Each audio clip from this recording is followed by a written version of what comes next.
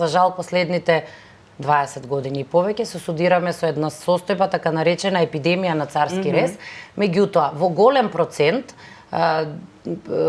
зголемувањето на процентот на царскиот рез се должи на неспремност на родилките, на жените, и како резултат на тоа тие бараат царски рез дека сметаат дека тоа е полесно.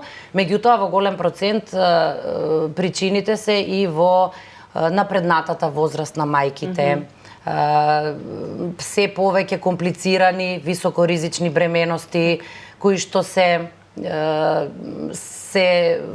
резултат на биопотпомогнато оплодување, например, на жени кои што или парови кои што долги години се мачеле, не можеле да остварат концепција и така натаму. Повеќе можеби и хронични заболувања кои што ја комплицираат бременоста, така што не е само желбата на мајките. Од друга страна, кога се работи за барање на царски рез, односно царски рез на барање на мајка. Доколку се работи за нормална бременост, а жената инсистира за царски рез, се судираме ние секојдневно со такви ситуации.